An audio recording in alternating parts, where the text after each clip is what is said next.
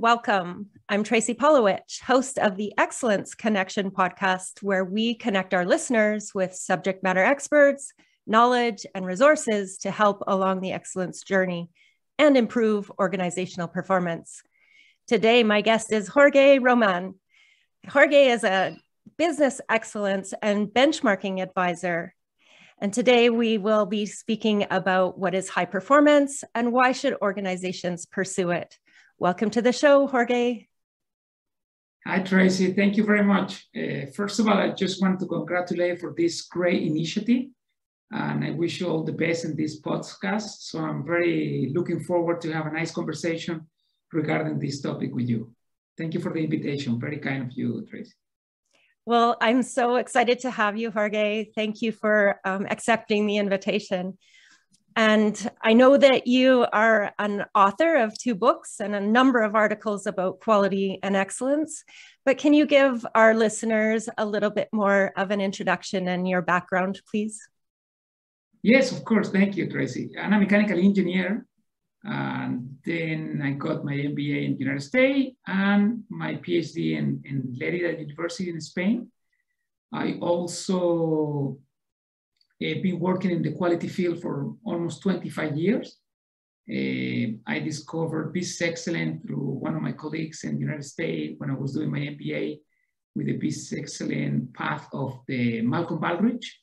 And I did an international training course with them. So since the beginning of my career, I've been in this area. And I'm so happy to be part of this journey, working with different organizations. Back in Chile, back in South America, helping organizations with business excellence journey, lean management, benchmarking for best practice, train methodology from Dr. Román, and now helping Dubai Police for a little bit, almost 4 years here in Dubai. Yes, you have such a long history of success in helping and applying quality improvement in many private and public sector companies. But your most recent work, as you mentioned, has been with the Dubai Police. And you've been very busy over the last couple of years with helping them to become higher performing. I want to talk about this in more detail and learn about what you've done and get you to share what some others can do to increase their performance. So tell me, how did you get involved with the Dubai Police in the first place? Well, as you know very well, we were in Abu Dhabi back in 2016, 17, working as a subject matter expert with Abu Dhabi Government Excellence Program. Dubai have the same program called DGEP, Dubai Government Excellence Program, by the Executive Council of Dubai. And they've been using the Business Excellence framework since 1997 in order to improve the performance of the public organization. As you know, UAE, especially Dubai and Abu Dhabi, are very unique cases around the world using business excellence benchmarking in public sector in order to perform better.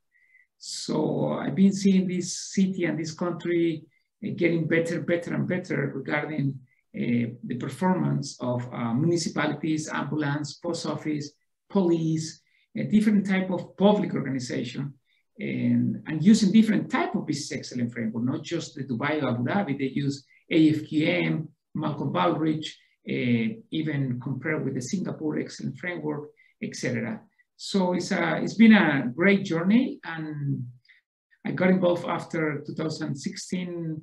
I met some colleagues, and they offered me a full-time job in Dubai Police. I'm extremely happy to take that shot, and happy to be supporting them and learning from them as well.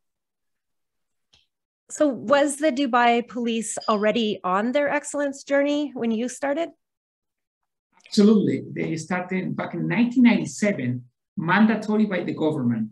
All the public agencies in Dubai have to follow the path of using any type of quality tools. I'm talking about lean management, Six Sigma, 5S, TQM, etc. And back in 2003, they started using in Dubai Police the Business Excellence Framework by Dubai. And in 2010, the EFQM, and 2014, the Malcolm Baldrige, in order to compare and to see and to try to answer all the questions that are difficult and to challenge the organization per se in order to perform better. So in 2000, also another tool that I've been using since 2015 is the benchmarking for best practice train methodology from Dr. Román, and we use as a formal way to learn from others as well. Interesting. And so how did you decide when you got started what improvement initiatives you would work on? Very good. I work in the department. We are around 145 people. We do different parts of the police. One area under the General Dr. Abdukadus, he's in charge of the quality, business excellence, pioneering area. And in that part, we do all the survey, we take care of the customer satisfaction, we measure every single thing that we do in Dubai Police, no matter what area. It might be criminal investigation, anti-narcotic, airport security. We always support them with quality tool in order to perform better. So when they invited me to join, it was regarding more the benchmarking for best practices, how to learn from other organizations outside the public sector and outside the police forces and law enforcement agencies around the world. So we've been learning from different types of organization processes, activities, from private, nonprofit, university, different type of organizations. So I've been supporting them with the Business Excellence Framework, one path, another benchmarking for best practices, and also writing articles, scientific and for magazine in order to promote our job worldwide. So you take some of the information that you've received from your citizen surveys, and that helps you to decide where you want to focus your efforts on improvement. Is that the gist of it? Exactly, Tracy. In a daily basis, we have, for example, a police station, and we do have many transactions during the day for complaint, to pay a fine, etc., to report a crime, of course. And we measure many things. We measure the quality of the customer service, the time of the processes, the cost, many things in order to perform better and to have one of the best quality service, no matter that we are police, ambulance, or civil defense, or post office. We need to have the highest standard for our citizens, investors, and tourists. And so all the quality tools are used to support our front line, our patrol, our people on the street, our police officer, our police station. And that's our job, to support them to perform better. So you had mentioned that you use the citizen focus and that initiative. You've developed some apps that help with that. Can you describe, what those initiatives look like and the best practices around that? Yes, and I just want to say something that Commander-in-Chief, Lieutenant General Abdullah Khalifa Al-Merri always say, is how you build a sustainable culture of service excellence. That's the path from Dubai Police. So everything we do is in order to perform and to give the best service to our citizens, right? One of the different initiatives we do have is one of the apps that will communicate with the citizens on a daily basis. For any police forces around the world, one of the huge challenge that we do have is to reduce the crime, to reduce the drug dealers, to have a better, peaceful city, town. And one of the best way of the author expert in crime and related is going to the community engagement, how to communicate with our people on a daily basis. So one of the initiatives is the apps that was launched back in 2019. It's been 3 years, and you don't have idea how much we appreciated about the relationship, the connection, the link with the citizens in order to reduce the crime, in order to have different good performance regarding all the things regarding to have a peaceful city. And the apps help both sides to communicate we communicate with the citizens when they have a problem 24/7. And at the same time, they feel safe. They can communicate with us, not even calling, just WhatsApp and through the apps as well, to report a crime, to report stolen car, to report any incidents next to the neighborhood. And we can approach the house or the accident usually in less than 7 minutes. So that's our main target now for 2022. And everything, again, is community engagement, Tracey. That's the outcome. And I want to be clear on something, Tracey. It's all about the value proposition. Our value proposition as a Dubai police is pretty simple, very challenging, but it's simple. Make Dubai the safest city in the world. And in order to do that, we have different initiatives. One of these is what we talk about, the apps that work 365 days a year, 24/7, and we can communicate, the citizens, the community can communicate with the police officer through the apps. Immediately, we have a response in less than 30 seconds. That sounds like it came just in time before the pandemic and was probably very helpful during that time when there was less movement around and more restrictions for people. Indeed, indeed. And yeah, you mentioned about keeping your eye on that vision, and that really relates to the alignment principle that we talk about with quality, and making sure that everything that everybody's doing is aligned with that larger vision and focus on that. So another initiative that I was reading about as well was the AI in the smart police station. Can you maybe help to describe a little bit more about that and how that works? Thank you, Tracey. I just want to go back one thing, what you mentioned, very important. I've been seeing different organizations. I've been working with different organizations around the world. And one thing that's very unique in Dubai Police is the amazing sponsor of the leaders, especially with the commander-in-chief. He trusts and he believes, he's a believer of quality, helping the strategy, helping the value proposition to focus and not to do different type of initiative just because it sounds really interesting or to please the community. We do everything that we've seen is focused with and link it and add value to our value proposition. Make Dubai the safest city in the world. So that's very critical. The question that you asked regarding SPS, Smart Police Station, is very unique. It was launched in 2018. It's been 4 years, March 2018, and it's the first smart police station in the world without human interaction. It's open 24 hours, 7 days a week, the full year. And so far we have 16 police stations all over the city. It's spread out in tourist places, in La Mer, Burj Khalifa, and different areas of Dubai. And the reason of this smart police station is, can you imagine, arrive to a police station without people, just machine, just what is behind this is all algorithm, artificial intelligence, digital transformation. You can use 60 of the services that we offer, report a crime, pay a fine, get a permission.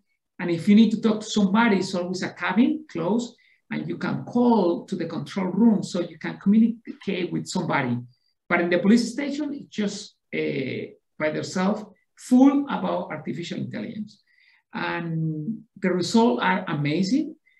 We didn't expect to have such a successful journey in the last 4 years because it's all about the cultural thing. You need to change the mindset of the citizens, of the tourists. As you know, Dubai is one of the busiest cities in the world. And actually during the pandemic now in 2021, Dubai Airport was the busiest airport in the world in transit, and we just finished the Expo 2020 in March this year, a couple of weeks ago, and we have 24 million visitors during 6 months. So I'm telling you, inside Expo, we have 2 smart police stations offer the service to the citizens, and it was awesome review and feedback from the citizens and the tourists regarding the smart police station. Wow, that's incredible. And I imagine there's a lot of police stations over the world that are looking into adopting those practices as well. And actually, that's what we do, Tracy. As I mentioned before, we have a benchmarking for best practice methodology in place. And we have two ways. We share our best practices and we learn from the best as well. But you need to be humble enough to recognize that you always have some opportunity for improvement, and learning from others without inventing the wheel is being good for us. And that's what we've been doing. In the last, I wanted to say in the last 2 years, 3 years, more than 50 police agencies, international law enforcement agencies, have visited Dubai Police in order to learn from SPS, Smart Police Station. That's great. You also discuss in an article that you wrote for Policing Insight how the participation in SWAT competitions has allowed Dubai Police to gain significant international experience through the exchange of those ideas and techniques. And so with this fun competition, these policing organizations are actually engaging in a form of benchmarking. Maybe can you describe some of the examples of the kinds of things that SWAT participants might learn that are applied to their improved performance? Absolutely, Tracy. Thank you for the question. Actually, this year was the 3rd edition of the International UAE SWAT competition. The first one was March 2019, March 2020, and then the pandemic. So 2021, we didn't do it because of all the conditions. Now this March, during the World Police Summit in March, during a summit that we have more than 5,000 people from all over the world visiting the police summit. 4 days, it was the competition called the 3rd edition of this SWAT competition. The idea by the Commander-in-Chief is to share, to learn, and to work as a unit family, a very unit family. That's the word that he used. All the tactical response team around the world facing the same challenge. They're facing the same criminals, and they're fighting the same type of organized crime. So being here for 4 days, doing networking, learning, sharing, and competing is always awesome. I have the opportunity to be there for the last 3 editions. And believe me, it's an amazing opportunity. It's very friendly. It's a great way to communicate and to see what are the opportunities for improvement as a police officer. But at the same time, it's to share what are the new trends, what are type of technology using in order to perform better. So this is a very international event. This year, we have around 35 teams for 22 different countries. During the 4 days, more than 400 people were in a beautiful place here in Dubai competing. And this year, for the first time, Abu Dhabi Police won the 1st place. Dubai Police won the 2nd place. So it's been not really matter about the result, but it's about sharing and learning from each other in order to perform better. Are there any specific examples of things that the Dubai Police have learned during that competition that they've applied? Absolutely. The skills, the training, the physical, because it's tactical, physical, and mentally. You need to be tough. You need to be prepared in order to compete during tough conditions. The weather, usually in February, is not too bad, but now in March was hot, humidity. Some of them compete with around 110, 105 Fahrenheit, talking about 35, 38 Celsius, so really hot, a tough condition. And the way that we learned, it was regarding most of a new type of technology, innovation, regarding the software that they use in order to predict crime, in order to localize with GPS things regarding the organized crime. That's exactly what it is, Tracy. But it is always a good opportunity not just to learn about the new trend, technology, etc. It's about the leadership, it's about teamwork, it's about family. So you have the tangible thing and the intangible, and the intangible is amazing friendship that these guys do during the 4 days. Yeah, it sounds like a unique opportunity for that benchmarking culture to grow, because it's a fun activity, but people will naturally start talking about what's working and not working for them, right? Oh, by the way, and also, Tracy, we do evaluate the full 4 days. In my department, we need to focus in order to improve the event for next year. So we see the opportunity for improvement, the office, we check the gaps, and we evaluate what to do better for next year. Every single detail, talking about logistics, and talking about the competition, the judge, the teams, everything we need to measure, do assessment, and then propose a way to improve the event for 2023. Yeah, so that continuous improvement is built into the culture everywhere, right? Tracy, and trust me when I say this, I see many organizations around the world, but in Dubai Police, continuous improvement is part of the DNA. You feel it, you see it every single day, every project that we do, every event, every graduation for the academy, and any part of Dubai Police work initiative, we're there in order to measure, in order to use quality tools, to have a great event, great work task.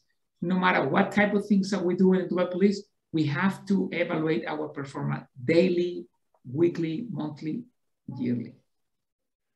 That's excellence for sure. Thank you. So switching gears a little bit, yes, I just wanted to hit on, there's a book that you co-authored with Dr. Bernard Hitpass. It's called Business Process Management Applied to Business Excellence and Benchmarking. And in that book, you explore an effective strategy for any type of organization to increase performance. And you claim that an organization needs to control their business processes in real time. Can you tell us exactly what you mean by control in real time? Well, thank you very much for the opportunity to promote my book with Dr. Bernard Hitpass, as you mentioned. I will make sure to send you a copy, Tracy. And thank you. That's a very interesting question. When we actually, let me tell you something, a little story about this book. We were working for 6 months in the project. And when the pandemic hit, I was in Santiago, Chile, and during the pandemic, during 3 months. And we have a lot of time to write the book, and we finished it in May 2020. So now it's going to be almost 2 years, and believe me, we dedicate a lot of time and effort in order to write a book that, inshallah, and we hope help organizations to see the path and how to link business process management, regarding your question, the real-time performance, and apply to business excellence and benchmarking. I can answer that question with example, real example, Tracy. For example, when we measure the customer service satisfaction in a survey or focus group, we do have the capability to see, for example, if you want to do a transaction in smart police station or traditional police station, we measure the timing. For example, you coming to ask me for, to ask for a permission to pay a fine. And we have a standard that the fine, it will take you less than 5 minutes. And you can see when the people are processing the computer, what our answer, every question have, for example, 30 seconds to be answered. So we can follow through the process. When you have the whole processes and monitoring, we can see the performance of each activity in the real time. And that through BPN, business process model annotation, help us to simulate every type of scenarios in order to perform better. When people ask questions regarding other topics that no are part of the answer that we're expecting to give, we need to prepare our workers, our police officer, our frontliners, in order to give the right answer to them. But at the same time, we measure the timing. So it's all about a combination of things that we promise to our citizens. This process, when I talk about the 5 minutes, used to be in traditional police station, usually every, when you want to talk to a police officer and you want to talk about, you lost your passport, or something happened to you, and usually it takes about 20, 25 minutes. In a smart police station, have to be less than 5 minutes. And both processes we can monitor and control by real time. That's actually what we talk about. And in the book, I mentioned an example regarding the Dubai Police initiative for the 7-star award by the Dubai We Learn, an initiative very unique that was launched back in 2018, with Dr. Román leading this path with the Dubai Government Excellence Program. We've been part 3 years in a row of this initiative when all the public agencies share initiative knowledge, problems, difficult things in order to achieve better results. And one of the initiatives here in the book, so I will be happy to send you a copy and you can see what we're talking about specific with the Dubai Police case. Thank you very much for that. And I could see how that real-time data would really help to make the improvements to the processes, because you are learning as you're going and the feedback is very quick. Absolutely, Tracy. One of the things that I really appreciate about this organization is 24/7. It's very dynamic. It's very demanding, of course. And during the pandemic, we've been learning a lot about the feedback from the customer, from the citizens, because that helped us to understand that when they want something to be solved in a matter of time, quality, any case, we need to support different departments in Dubai Police. If it's something regarding cybercrime, we have a unit in cybercrime, we have a strategy. So we support them with the lean management project in order to reduce the time, in order to cut the fat, in order to perform better. And that's what it is. Our department and entire Dubai Police, we advocated to help all the areas that are the frontliners, and always remember what is our value proposition, which is make Dubai the safest city in the world. That's so excellent to hear how that all fits together and works to the end that you're desiring, the future state. I want to give our listeners an idea of what high performance looks like for an organization. So what would you say are some of the characteristics that make Dubai Police high performing? Thank you, Tracy. High performance is, it can be a different type of definition around the world. But let me share with you and with the audience what is the high performance for Dubai Police. For us, it's all about the satisfaction of the citizens. For us, we see when we perform well is when we have tourists visiting Dubai. Because when you arrive at the airport in Dubai, you've been here before, you've been in Abu Dhabi, and you see police officer without a gun, without carrying a gun, make you feel like, wow, this is a safe place. We don't carry a gun. We show, of course, in some cases we do, but we don't expose to the public. And that make you feel very interesting and peaceful city to visit. So the high performance for us is cooperate with the whole system. It's an ecosystem between economy, tourists, a peaceful city, a safety to invest, safe place to invest, a safety to visit. You can walk in Dubai at 2 o'clock in the morning, anywhere, and nothing's going to happen. So that's the high performance. That's a result right there. We are not expecting to receive an award. We are not expecting to see, oh, you are the leading in police around the world. We hope to be recognized as one of the best police forces in the world. But our job is not like that. Our job is to do on a daily basis our best for our citizens, for our tourists and investors. Make Dubai safest city in the world. The outcome is the daily high performance in every single thing that we do. And the outcome, we evaluate, of course, and every year you can see different survey, Gallup, any UN specific for drug, from crime organized, Interpol, and you will see Dubai always in the top 10, always. But that's not enough for us, and because of our leader, we sponsor all the initiatives regarding to perform better. Abdullah Khalifa Mer, Commander-in-Chief, he always say, we have to focus on our people. When the people are happy with our result, that's all matters. Just give you one quick result. The majority of the police forces around the world, when you ask the citizens what is the satisfaction regarding the police force, average is between 65 to 75%. Some police, local police in the United States, even below 50, even in South America as well. In Europe, some of them are really good, like Singapore police, New Zealand, Australian Federal Police, above 80%. We are about 97.5% of people happy with our job. And right there, that's our result for high performance. That's a high performance organization. That's all matter to us.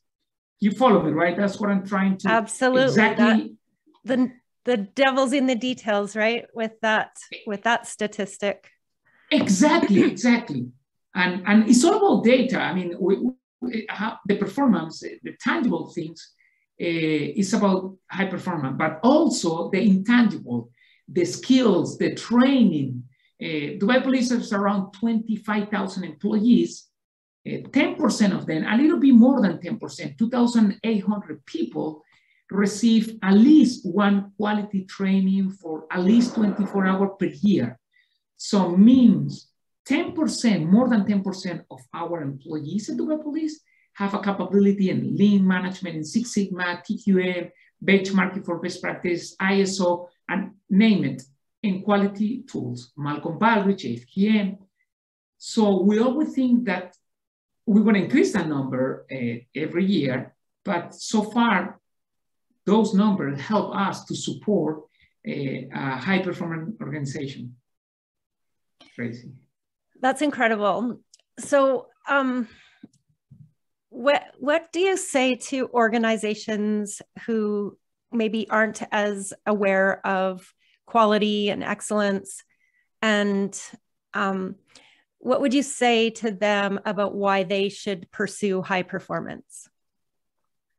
Interesting question, Tracy. I've been working in different organizations, municipalities, kindergarten, preschool, university, manufacturing, copper mining in Chile.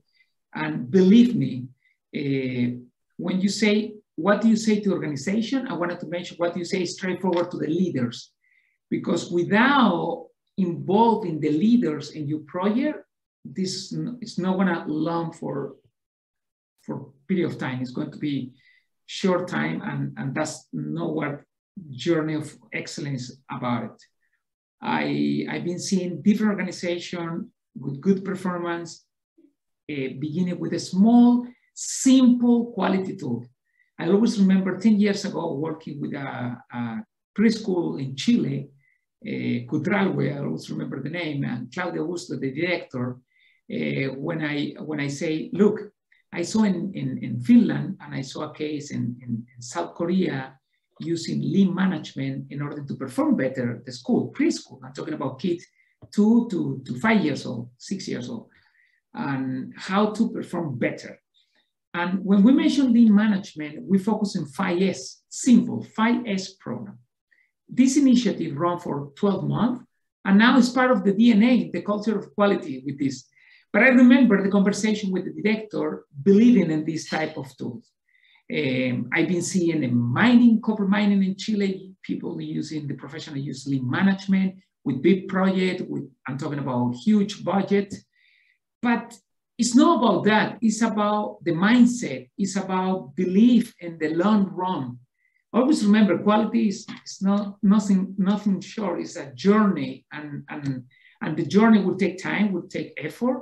But you need to believe. You need to understand that's a good way to help the organization to perform better.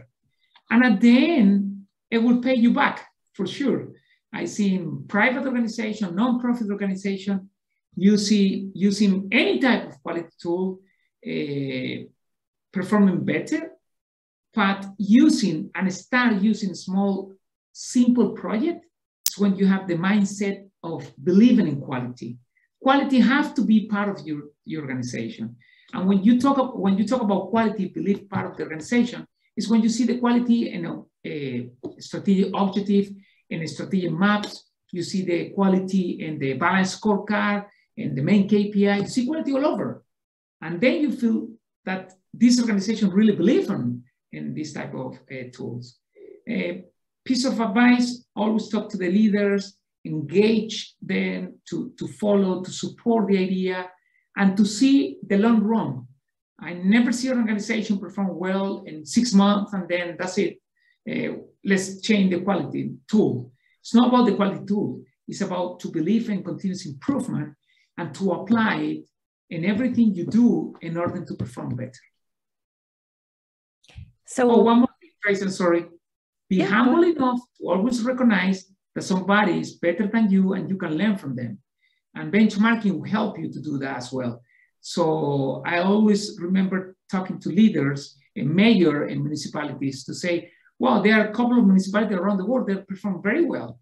I remember a case from Mayor Roy Gold back in, I forget the name of the city, in South Florida, using the Malcolm Baldrige, winning the Malcolm Baldrige.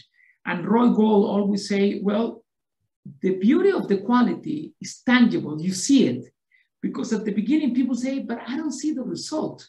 Well, you don't see the result in 4 weeks, but for sure you will see the result in the first 3 months, and then you will be satisfied with the numbers, because this is tangible, have to be tangible. You need to see the result. You need to see the performance. You need to see the improvement. Yeah, so it's a matter of getting started. There's lots of tools to use, but you just have to start somewhere and work on the journey, like you mentioned. Absolutely, Tracy, indeed.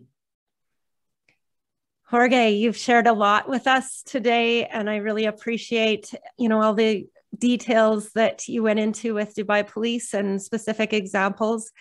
I have one last question, and that is, how do you remain in the growth zone? What do you do to expand and deepen your growth mindset? That's a very difficult question. I think keep learning, keep studying, always trying to see other organization performance.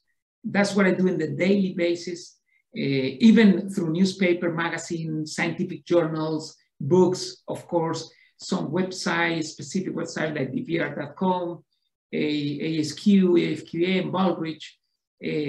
But it's all about to be humble enough to always know that so much information right there, is so much regarding the expectation of the customers, the employees, and in order to give back to them your best is one of the critical, in my opinion, one of the most important part, right? Get back to the organization. And I always feel the responsibility to give back to society. In my case, I've been teaching for almost 20 years in different programs. And with my students, MBA students, I always say, believe in the quality journey, in the quality field, because we will help you to understand how single process can add value to your main KPI and then make it main KPI to your value proposition. Stick to your value proposition and you will see better performance. I hope I answered your question. Absolutely. You're such an inspiration, Jorge, with all of what you've done and how you share in a practical way so everyone is able to understand and apply these practices and principles. Thank you so much for joining me. I really appreciate having you. Tracey, it's been a pleasure. I mean, we know each other for many years. And again, I wanted to congratulate you, Organizational Excellence, and this podcast is a way to share knowledge, to invite people, to engage people, to believe in this journey, to understand more. Sometimes I feel responsible because we are not clear enough to deploy the information. And this type of podcast, I'm sure it will be probably better or clear understanding for many people that they wanted to begin using the quality tools and this excellent framework and benchmarking methodologies. But again, congratulations, Tracey, for this initiative. I wish you all the best. And I hope my message was clear to you. And I will make sure to send you the book. Let's keep in touch and all the best. Thank you so much. And yes, that is the hope with these podcasts, is to share information and bring more awareness to quality and excellence throughout the world. So thank you again. And bye for now.